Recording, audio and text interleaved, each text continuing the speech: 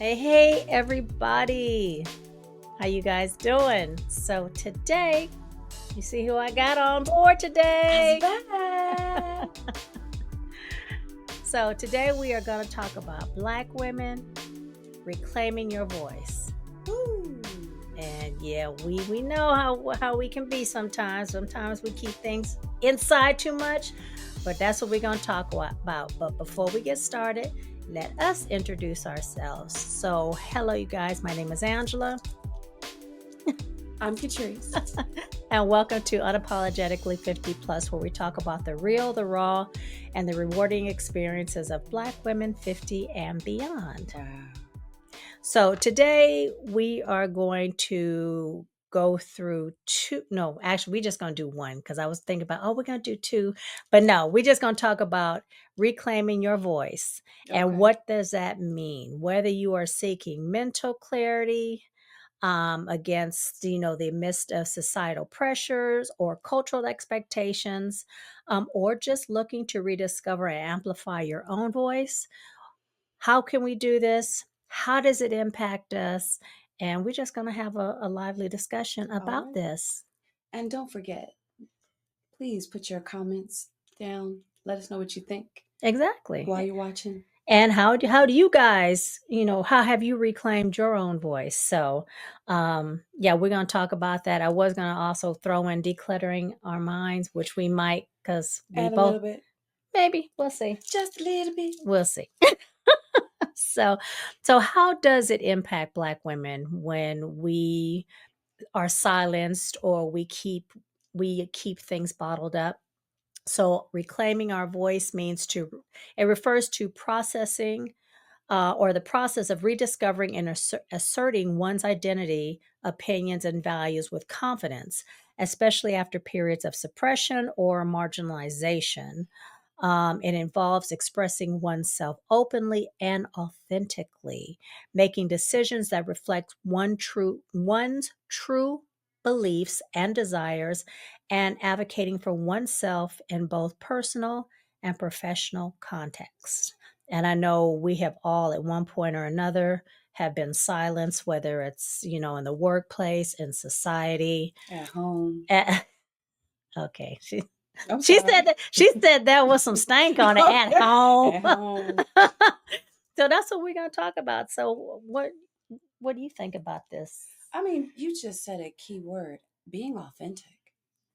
A lot of times, especially over 50, yeah, we don't care. We are just we. We are who we are. We are authentically ourselves. And what I have found is silencing my voice does not allow me to be authentic. Right.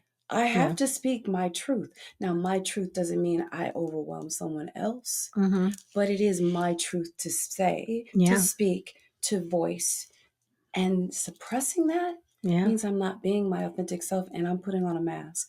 Yeah, that's a good one. A mask. I don't want to wear no mask. No, because I like the mask you got on the wall, but you don't want to wear it. I don't want to wear one anymore. No. Because we've had to do it for, I'm not going to say in some cases you have to. Society has forced us I should say it's coming out of that. Yeah. Because we in 2025. Right. But society has forced Right. women, Black women, to suppress our voices. They have. And I think when you're 20s, 30s, and 40s, you feel like, well, because one, you're in the workforce, you might be raising kids, you might be married, and you feel like you have to tamper down who you are. And sometimes being vocal about who you are, it's not perceived very well depending on where you're at. Which is part of where that angry Black woman came from. Right. We're not angry. Just because I spoke my voice doesn't mean I'm angry. Right. Or just because I said it in a way that was not pleasing to your ear doesn't mean I'm angry, or it doesn't mean that I've heard you need communication skills, or you need to have some more communication. You just need to listen to what I said, or not be defensive, not feel like because I'm saying it in a manner that's not pleasing to your ear that I'm being confrontational. I might just be, excited, or yes, I might be a little upset, but get your feelings out of it and listen to the To the words that I'm word. saying. But that's even when we say it in a way that they could palate better. Mm-hmm. They still want to not listen. Right. It's it's a way to suppress you. Right.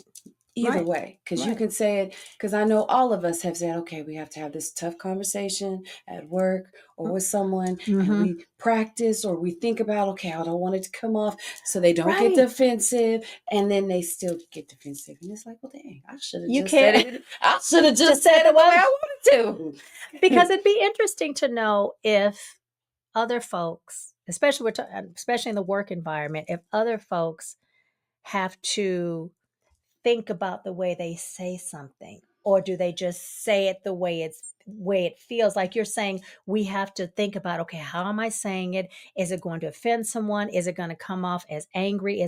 How is it going to be perceived? And and I would just be curious, as do other groups of people feel that That's a they have great to? question for the comments. Right. We Do want to others? know, do Right. you feel like you have to think about how you say it? So, how it's perceived, or you just say whatever on your mind? Because I will say, all them Karens, they just say what's on their mind. Right. But if we turned around and did the exact same thing, We in trouble. we in trouble. Well, the Karens are in trouble now, Thankfully. but that's because of But it's social media. right. That back when we did not have social media. Right. Right.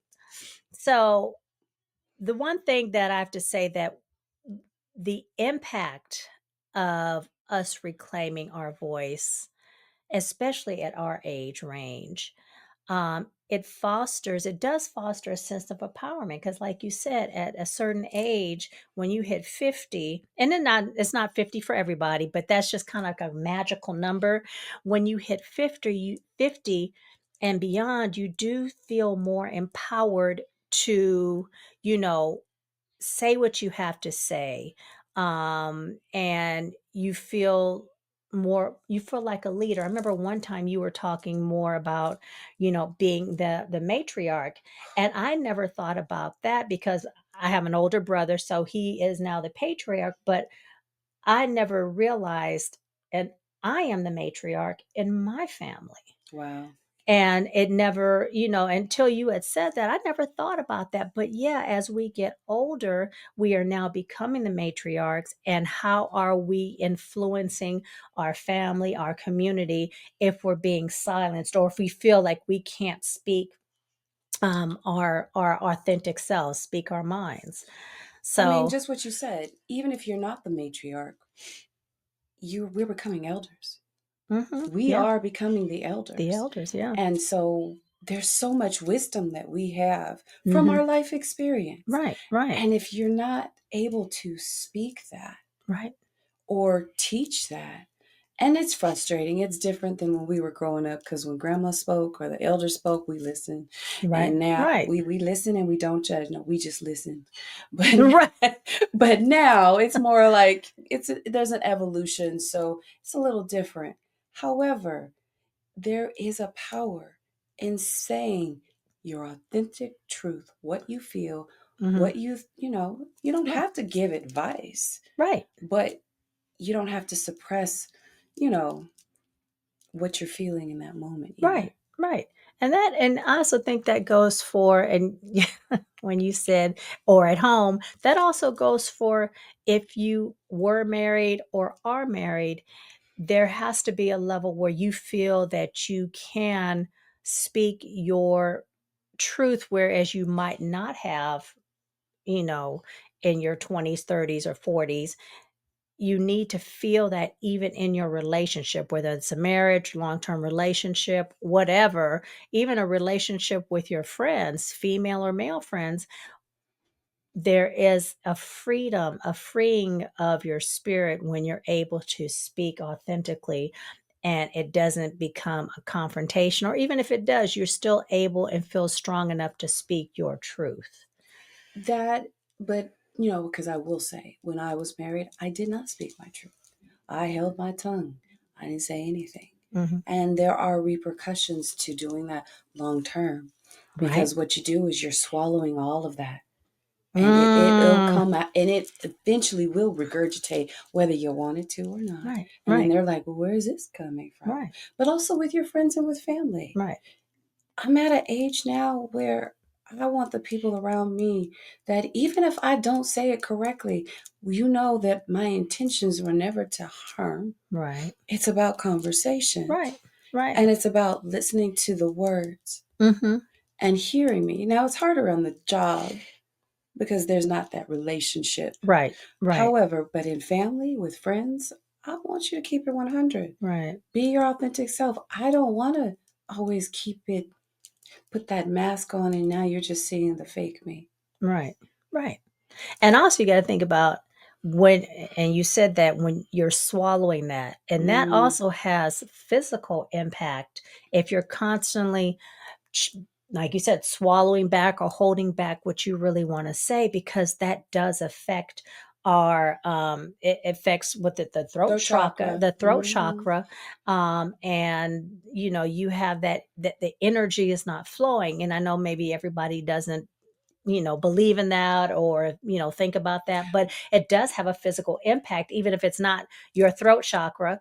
It has an everyone has impact. felt, Yes, once they've swallowed it, like they've swallowed a big old a horse pill, and it's stuck in their throat. It's stuck in their so throat. whether they think And it's throat chakras or not, we've all felt it. experienced that. And it also impacts the whole entire body, wherever your weakness is. Like I've told some other ladies who've come on, when I feel stressed or I feel that I'm not being or able to say how I really feel, I feel it in the pit of my stomach. So everybody has a place where if that energy is blocked, it's going to impact that part of their body. But yeah, we have to really realize that or understand that not being able to speak your truth or speak authentically or be authentically you is going to have a physical impact, not just an emotional impact on you. So you feel it in your stomach. Mine is in my hips. And okay. as she knows, I've been doing a lot of restorative physical work to get mobility back in my hips. And a lot of the reasons why my hips are tight is because I carry trauma in my hips. And some of that trauma is suppressing my voice. And it sit inside of me, and it passed the stomach, and it sat in my hips. So it has, everyone is different. It could be in your neck, it could be in your shoulders. It can manifest in so many different ways. Which is the reason why you should free it. Exactly. And sometimes that freeing, if you don't feel comfortable enough to speak your truth just yet or be open and honest and verbalize it, sometimes I've seen people do this, go out to someplace very desolate and just scream. And let that energy out, because that energy is blocking so many parts of your body. So that that's a release. And some people, you might not want to talk to your friends, or maybe you can't afford a therapist or whatever. You have to find a way to release that if you don't feel comfortable just yet in, speaking it and letting it truly out. I have this. What unique way, and you guys can answer. Matter of fact, we're going to ask several questions. This is just going to be topics that questions we're going to talk about. And if you have ideas, or you have dealt with this and this is how you overcame maybe one of these questions, then put it in the comments. We'd love to read them. Absolutely. So, what unique perspectives do women over 50 bring to conversations that are often overlooked? Ooh. The biggest one for me is wisdom from experience. Yes. I'm sorry. We have lived over 5 decades. Right. And you and I both are Generation X. Right. We are the last of the latchkey children. We are the ones. Someone said to me, so you basically were there. You've gone from dial telephone, and the push button one to AI. Right. And when I thought about it, I was like, oh my gosh, they're right. We have gone from the dial, then the computers, the dial up, to AI. To AI. And so we have seen a lot. We've experienced a lot. We've experienced. And so, unless there are people, of course, who want to bump their own head their own way, they want to do it themselves, figure it out themselves. Right. I'm one of those people. Tell me what you went through, because it might help me. I don't want to walk it. If I can make the path I'm walking easier, I'm gonna make it easier. Yeah. So that's one of the biggest things. What about you? What do you think is overlooked? I think, well, you've kind of already said, navigating the various life stages and challenges. And like you said, the dial-up phones and blah, blah, blah. But also we have historical context. We can tell you about certain things that happen in history that might not tell you on the news, or might not tell you in books. That they're taking out of books.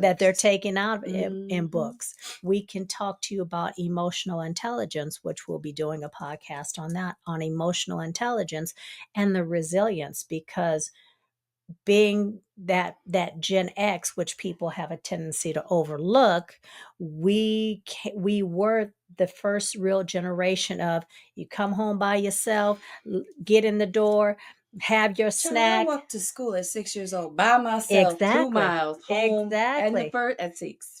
Back was no problem. Was no problem. Don't come home until the street lights come on. Right. They didn't know where we were. There were no cell phones. There were no cell phones. When you come in the door, you lock the door behind you. My mother was like, don't answer my phone. Make sure your homework is done. And so there is that knowledge and that wisdom that, folks think, oh, well, what importance could that have? But there is a lot of history and a lot of learning we can teach those like the millennials and the Gen Zs, if they want to listen. And what are the alphas? I guess that's the new one. I guess that's the new generation. Okay. The alphas. I did not know that one. Okay, that's a whole nother alphas. Okay. I know it's the millennials, the Gen Zs, and then now the alphas. Because our grandkids are alphas. Wow. Which, wow. Anyway, that's a whole other topic. But there's truth to that, because even with this new era that we're in, and the changes that's happened in social media, everyone knows about all the weird things that are going on with social media. Right. I've asked my mentors, my elders, their wisdom on how, because when they did stuff, there was no social media. So they know how. They know how to do stuff with, when I say no social media, I'm just meaning like organizing or getting the word across. We forget, because I'm used to the electronical ways. Yeah. So why not use the wisdom? What did you guys do? Right. And then use that information and see what we can add to it. Exactly. You're right. Adding to that wisdom. And then, of course, you're making it even better. And then you can pass that along to the next generation, and they can make it even better. But why totally recreate the wheel? Right. And I think that's what a lot of the generations are doing. They want to recreate their own wheel. And it's like, why? So, what are some of the societal barriers that prevent women over 50 from speaking up? And we kind of talked about that a little bit. When you're in the workforce, when they make you feel that if you're speaking up, or if you're speaking, if you're trying to tell them something and you're not telling them in the manner or in the tone that they like, then there is an issue. Often ageism and sexism, often intersect to mute the voices of older women, because they don't think we know anything. They think we just, oh, you don't know nothing. And I'm going to slip something in. Did you know that there's now Generation Beta starting this year? Oh, is that the new generation? Yes. Beta? Okay. I didn't know about Alpha. I had to bring her some Beta. Beta. So that's this year? Yes. Also, 2025. Babies born in 2025 are Generation Beta. Woo! Okay. We getting up there, girl. We are. But we're still the best generation. Yes, we are. But you're right. Ageism and gender bias with that. But also for us as Black women, that strong Black woman stereotype. Yeah. We don't speak our minds because we don't want to hear the, an angry Black woman. And no offense, I don't want to be strong anymore. Right. Right. If I'm tired, I want to say I'm tired. But what my question is, what does speaking your mind have to do with being necessarily, and this might not sound like, I might not be wording this right, but what does that necessarily have to do with being strong, and why is that a negative? Why can't we just speak our mind like every other culture without it being a negative? But it's also negative and a positive, because like right now, the 92% are resting. And they trying to get all the 92%. No, we need you. We need you. We're like, y'all didn't listen. Right. When we spoke. Right. So there's been a pressure that Black women are this invulnerable, that what's the word? We're invulnerable.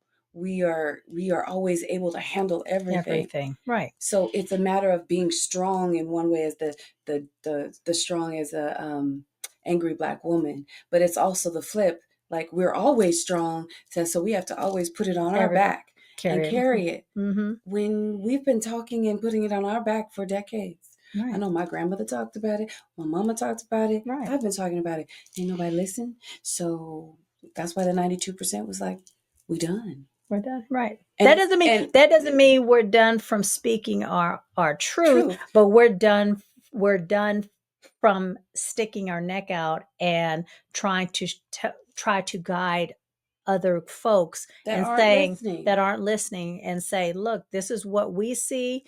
Why aren't you guys listening? And because this is the same tie-in. People weren't listening. Yeah. So that's another thing that stops people from speaking their truth, is they don't feel heard. Yeah. And so in the 92%, it's like, just go Google stuff. You find people, you can find historical information that we've already said. You don't need to ask us again. Right. However, as we still continue, right, we still need to speak our truth. Right. Be authentic to ourselves. Be authentic to and that includes if I'm saying no. Yeah. Right. Or that includes if I'm saying, I'm having a mental health problem right now. Right. Being vulnerable. Right. Right. Now, we talked about this real briefly. You were just mentioning the digital age. Ooh.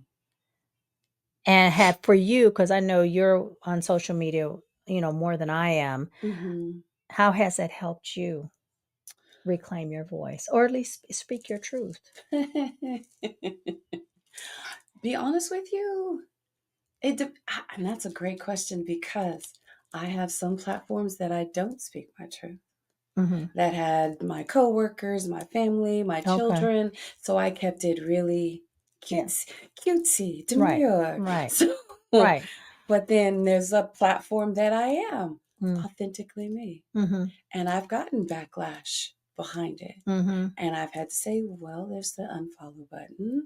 Right. Exactly. If you don't want to hear it, unfollow. It's okay. It's the unfollow button. Because honestly, a lot of people, while there are people who use social media like to reinvent themselves, I've used social media to just speak my truth. Speak your truth. Okay. Okay. Mm-hmm. So we talked about the implications of not feeling that you can speak your truth and how it impacts our health and well-being. Mm-hmm. Has that ever, I know you talked about your hips and stuff like that, but for your mental health, have you ever felt that has impacted your mental health? So being able to speak my truth. So I'll be honest with you. I've been on this journey since I turned 50, strangely enough. Right. And I had to find safe spaces, meaning people who loved me, where I could, because you're going to make mistakes. Yeah. You're going to make mistakes. Right. You're not going to say it the right way. Your tone's going to be off. You might say, especially if you're angry, and it can come off wrong. Mm-hmm. But what I learned is the more I did it, the more confidence I had. Yes. The less stress and anxiety I had. Right. And I then started speaking my authentic truth allowed me and gave me permission to put myself first. Right. Okay. And I didn't do that before. I put everybody else first. Everybody else because first. I was listening to everybody else. But speaking my truth means I got to hear it for myself. Yeah. So in health-wise, it's improved in a lot of areas. Right. And it allowed me to say, I need help. Right. It's very hard at least for me as a Black woman, to ask for help. Right. Yeah. But speaking my truth means I ask for help. Or I've told people, hey, when I finally do ask you for help, please know I've went through everything in Avenue. Right. Because I don't like asking for help. Yeah. Yeah. And I know for me, working up, and I've been working on this journey. I don't think I started at 50. It took me a little bit longer to start, but I have found that now that I am able, and I still am working through some areas where I don't feel confident enough to speak on certain issues, but I know that there has been an emotional and physical release that now I'm not as afraid to speak, how I'm feeling or what I want or what I need. But there's always, like you said, there's that process, and you're going to make mistakes, and making those mistakes are okay. And I think we also have to get out of the mindset that, oh, if you make a mistake, that's horrible. No, making the mistake is how you learn, and you shouldn't be ashamed of that mistake. I mean, I remember I gave you because I do coaching, and I coached you, and I gave you that challenge to speak your voice. Right. And I've seen so much growth from there. Not in a negative way, but just your shell, you came out of them. You weren't really in a shell, but if you were, you peeled back some layers. Right. Oh yeah. You peeled back some layers, and it's been beautiful to watch. Well, thank you. But I will say a lot of people, because it's a change. It changes you could speak on this, changes the dynamic of every relationship you're in. Oh yeah. And people come into your life for a season, reason, or a lifetime. And sometimes when you're making that shift, that season and reason comes up, and those people kind of fade off. But those people who are in your life for a lifetime, they embrace you, and it becomes a beautiful shift. And to me, it enhances your relationship. Who are some of your favorite, when we talk about women who are strong and they are able to, at least they come across like they're being very authentic, and I'm sure they are. So who are some of the folks that you go like, dang, that's who I want to, emulate? Well, I quote Maya Angelou all the time. I know she's not here with us anymore. Yeah. But she spoke truth. Yeah. She spoke truth all the time. Viola Davis. Ooh, I love me some Viola Davis. Yes. I mean, Angela Bassett. Yeah. Baby. Yes. She doesn't say as much, but even Michelle Obama. And I say that because she got hit with so much criticism. Yeah. And she did. The way she pushed back with such grace. Yeah. But I'm sorry, when they go low, you go high. I don't know about that anymore. Right? Sometimes you got to get in the dirt with them. Sometimes they go low, you go lower. I'm not promoting anything. Right. But her grace, Nina Simone. I didn't think about Nina Simone. Yeah. Just listen to her music. Yeah. Her using, because I will say, I use my voice in my art. Yeah, you do. I use my voice in my art, but then also my family elders, my grandmother, my aunts, how powerfully they stood up during a time before me. Right. My mother, who was a deaf Black woman, back at a time where they said deaf and mute or deaf and dumb. Yeah. So, and then I just, please, I always say, put it in your comments who you think of. Right. But local people. Right. There are local heroes, that still are doing it. That might not even be 50 yet, or over. Like Maxine Waters, she's over 50. Right. So, but she's still here. She is. Viola's still here. Yeah. But just, there are so many inspirational women out there. Right. But hey, we could say it. Missy Lane. Missy Lane. Hey, Missy Lane, if you're watching. My Bola. Bola. They all have inspired me. You've inspired me. Oh. Yeah. So people all around us Yeah, definitely. can show that it's the tribe that you build around you.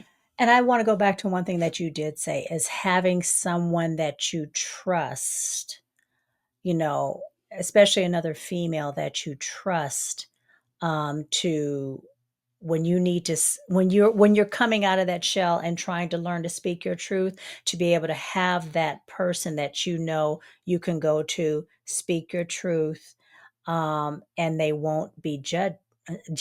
They won't be Judgmental. won't be judgmental. And that's who you were for me, because when I was coming out of that shell, when I was coming out of, okay, I feel like this is a time for me to, like you said, peel back the layers, you were the one who like, okay, here, do this. And you encourage me, and along with Pierre, you encourage me to open up and speak more authentically. And that was really comforting because you don't always find a female friend to be able to do that without them feeling like, oh, getting in their feelings about Yeah. it. So, But you just said a point. It might strike feelings. It might strike a chord. mhm. You or me speaking my truth might cause some conflict or misunderstanding. Right, right. But if you truly are speaking your authentic truth with people you trust, Hmm. then you know how to, I won't say navigate it, but there's nothing negative being said. Hmm. What else is being, listen to what's really being, what are Right, they trying to say? right, Because right. again, a baby don't jump from being hugged to walking. They got to They crawl. gotta And crawl. then they do Right. that head forward walk. It Yes. takes before they run. Right, right. So it's a process. It is. It does take time as you begin to become more confident and you make the mistakes and go, ooh, don't say it like that, because that comes off and that's not my intention. And it's not suppressing, don't say it like that. It's more of, that wasn't my intent. Right, right, I'm coming off angry or harsh when my intent is just to, this is how I feel. right, right. But I also think we need to give grace. Of course, if it's someone that you're really close to and you know that their intentions aren't trying to be hurtful, but Mm-hmm. sometimes you have to give them that grace to truly say it how they're feeling in that moment, Mm-hmm. and understand that that what they're saying or what I'm saying or what you're saying isn't about isn't trying to start some shit. It's just like, okay, I'm feeling this way right now. And then you come back, of course, and you apologize if the tone wasn't right. But to know that, okay, you're saying it this way. And I know maybe at this point you might be upset, you might be angry. So I'm going to let you say it the way you need, because you need to get that out. And I think that's a lot of times that we're so worried about, okay, am I saying it the right way so I'm not hurting that person's feelings? But you're not releasing that energy. And yes, you release that energy. And if you feel like, okay, I need to come back, and you know what? That was not my intentions. I didn't mean to make it sound this way. This is just how I was feeling, and I needed to let it out, and I apologize. So it's not so you're not suppressing that feeling, if that's making sense. It makes perfect sense because even with my children, Mhm. I tell parents of all age, with children of all ages, give your children a free spot, Mhm. meaning they can tell you Mhm. whatever Mhm. without judgment, Mhm. without fear of punishment, Mhm. because it teaches them to speak the Mhm. truth. Mhm. Mhm. Because being authentic is also being true to yourself. Right. And sometimes when I have difficult conversations, even now, Mhm. I'll say up front, can I have a free spot where Mhm. it's a no judgment zone? Mhm. Because I am grateful for my mother because she was deaf, my father was deaf, and I am a child of deaf adults. English is my second language. And in the deaf culture, we use tone, Mhm. body language, facial Yeah. expressions. So a lot of times when people are talking to me, I'm not, I hear the words, but I'm reading. I'm like, what's the face saying? What's the shoulder saying? What's the body saying? Because more is being said than just the words and the tone. Right. Yeah. Yeah. I agree. So I see you having your notes. Throat chakra. I know we touched upon this, but to me, it's really important that people understand the throat chakra and what that plays, what the crucial role that it does play. So just a little bit of background on the throat chakra.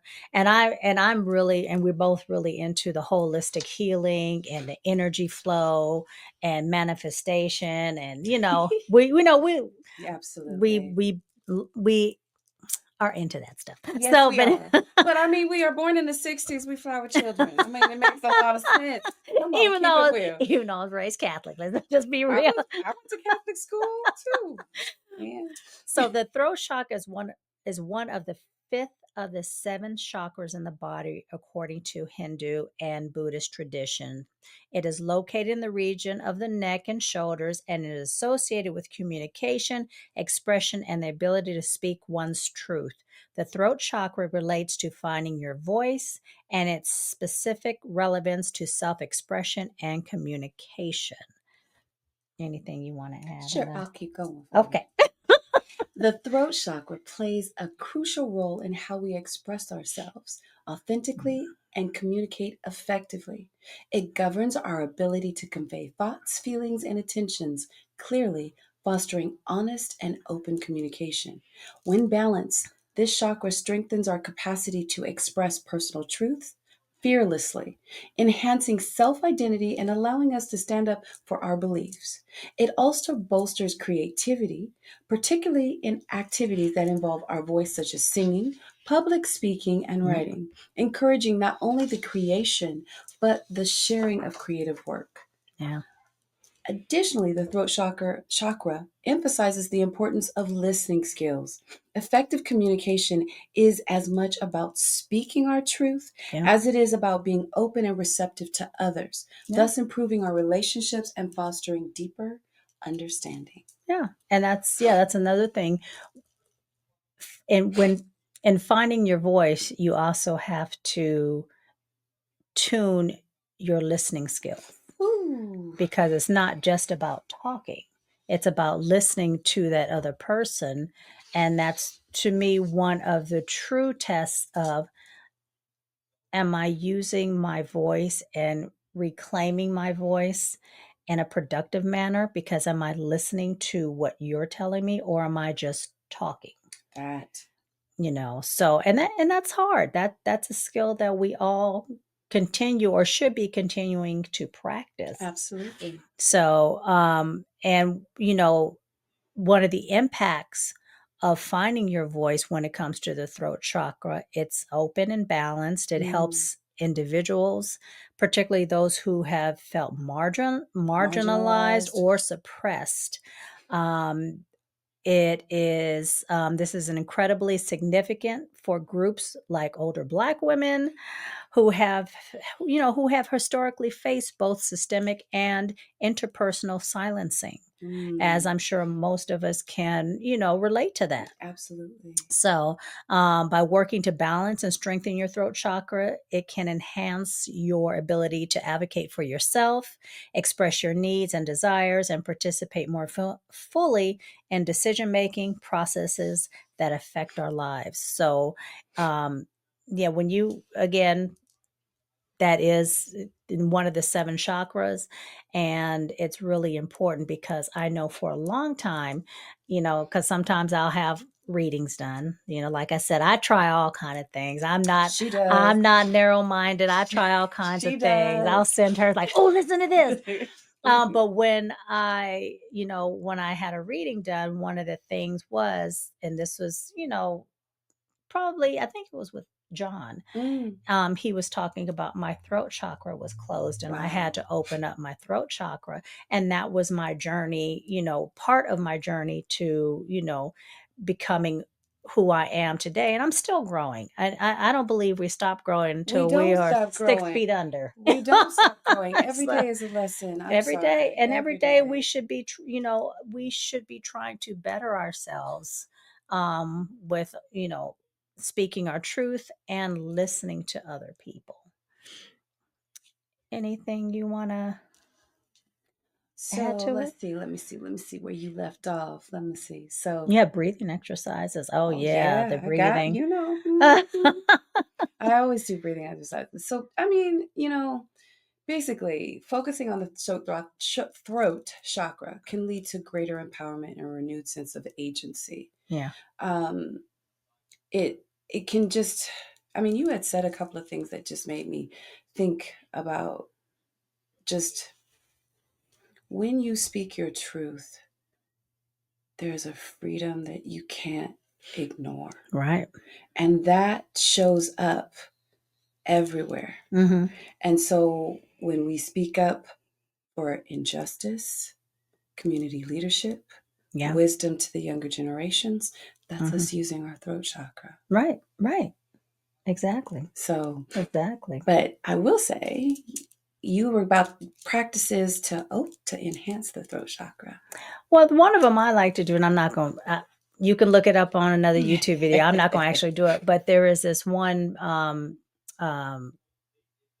meditation that I'll sometimes do, and it's all about using the throat chakra, and it's which I'm sure plenty of you have heard it, but it really does. If you do it, it sounds silly. Sometimes you feel silly doing it. So if you plan on doing it, do it, In the by yourself, privacy of right? your home. There's plenty of videos out on there, but you really do, you do feel a change. It's almost, for me, even though it sounds like it's hard on the voice, it was really soothing and it's really calming to my whole being.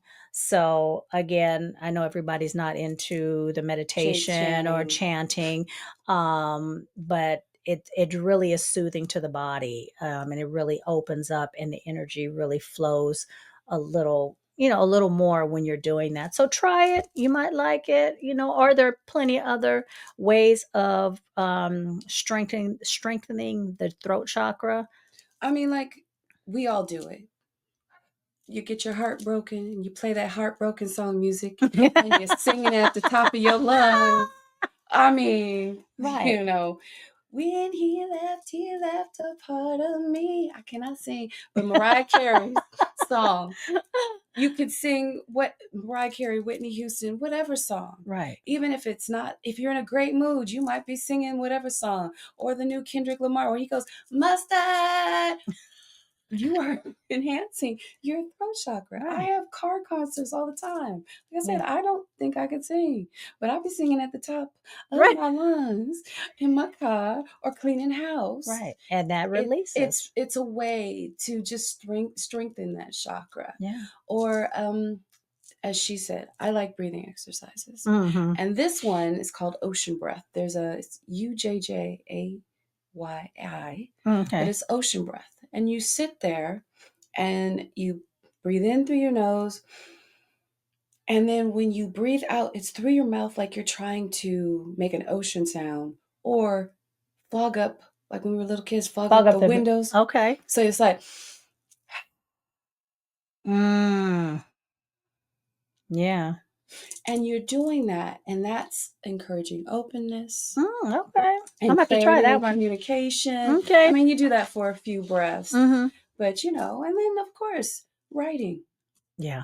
The journaling. Yeah. Journaling. If you don't want to journal, write a letter. If you pissed off, write the letter. And like we said, not type the letter, write it. The letter. Pen or pencil to paper. Pencil to paper, but I will say for me, I've also typed it. No. Yeah. But pen to paper. I don't get the freeing of it. You don't get the. Yeah. For me, it's more of either way is fine. For me, either way is fine. It's about not censoring your voice. Okay. I don't care if the punctuation is wrong. I don't care if you misspelled a word. Right. I don't care if you was hot or if you was sad or if you was happy. You're just getting it out. You're getting it out. Right.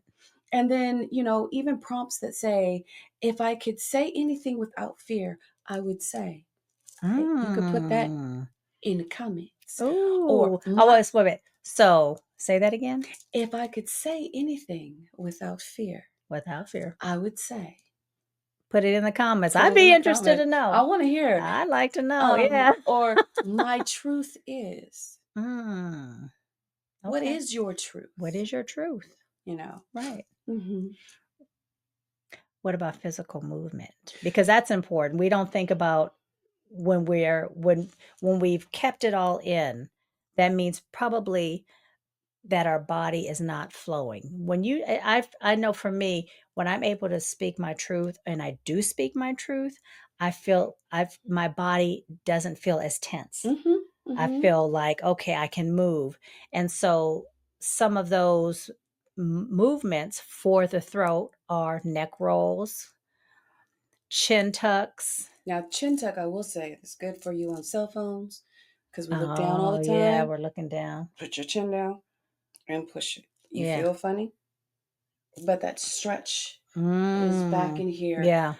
So good. And the lion's breath. And that's just basically where you breathe in through your nose, open your mouth wide, stick out your tongue and go, ha! That's going to be funny when they see this. I don't mind. But I mean, literally. But that felt good. See, she didn't do it. I did it. It felt good. I'm just going to say. But yes. But then there's also visual meditation. Right. Where you can sit, you can visualize a bright light. And they say the color blue is for throat chakra. Okay. And then it's just have the blue spear spinning around in your throat, clearing out all the gook and the mire. So this is going to require imagination too. Yeah. It requires your imagination. So that's another thing that is but that's the creativity. The creativity part, And speaking your truth is being creative too. Absolutely. It's being creative. But then crystal work, and I actually don't use these stones. I do make bracelets. You can't tell. But I actually don't use these stones a lot, only because they dye them. And she'll tell you the quality. I look for the best quality I can find. Right. But crystal work, people who like crystals or bracelets, like if you had a blocked throat chakra, a bracelet that's in blue lace agate, or lapis lazuli or aquamarine, helps to open those things up. Okay. So there's so many different things. Right. That's just. Wait. That's it. Is it? That's it. Oh, there's extra page. There's page back there. Oh, that's it. Oh, silence as healing. That's a good one. Just being silent sometimes. Giving your voice, your voice the space to reset. And relax. Right. And I bet you people who talk on the phone all the time, they probably do that and don't even realize it. I know, because that's how I was when I worked as a member services or even a caseworker. Because I was on the phone when I got home. I'm still not a big phone person. I just didn't even want to talk on the phone. Yeah. I just like, no, I need a minute. Leave me alone. Leave me alone. So y'all, that's just some of the ways that we can, as Black women of a certain age, we can just, make sure that we are speaking our truth, because this heals our mind, body, and spirit, being able to speak your truth and being able to also find someone that will allow you to speak your truth and not feel like you're being judged. When you're speaking your truth, realize it's a process. Or if you're just starting to speak your truth, it's a process. It's a learning experience. You're going to make, mistakes, and that's okay. But we have to realize that it's so important for us to feel comfortable and know it's okay. It is absolutely okay. Because it fosters your self-expression, confidence, and communication. Yeah. Because speaking your authentic truth doesn't mean my truth is better than her truth. Right. But she listens to my truth. I listen to her truth. Right. And we're able to support each other better. Exactly. And that's one thing we didn't talk about. Right. Yeah, that's true. The support, the community. And that's one of the reasons why I wanted to start this podcast, is because to have that community of Black women of a certain age who are sometimes overlooked, and you need that community. You do need that community. You need that sisterhood. And I've talked about that with other ladies on the podcast, that you need that sisterhood. And I will say, because even just recently, I got news that a family member was diagnosed with cancer, and it shook me. And I contacted her and her husband, and I was about to shut it all down. Shut it down. The throat was shut. Shut it all down. I was gonna turn off my phone. I was gonna do a little disappearing act for a little while. And they both were like, leave the phone on so we could contact you. Right. And they heard me. It was all they said was just leave the phone on so that we know we can contact you. And I needed that. Yeah. And it was the ability to just say what was going on. Right. And even say, I want to shut down. That's right. my authentic truth. In that moment, I was shutting down. Right. And they heard me and they just said, we support you. So being authentic has so many other, and it gives you the peace of mind for your mental health. Exactly. Yeah, exactly. Yeah. So, y'all, that's it for today. We truly appreciate you guys listening, and hopefully you found some value in this or just enjoyed the breathing techniques. Or put in there which one resonated the most with you. Right. Which technique, whether it was manifestation or visualization. Meditation, that's the word, not the manifestation. Right. Meditation. Visualization, singing, the breathing. Right. Journaling. Crystals. Which silence? Which one resonated with you? And we want to hear the answers to your questions. Exactly. Absolutely. To our questions, because we asked questions. Right. We hear your answers. All right, y'all. Please remember to like, subscribe, hit that notification bell, and absolutely, leave us some comments. We love the comments. And we will answer the comments. We will. All right, y'all. Thank you so much again for joining us, and we will talk to you again soon. Bye.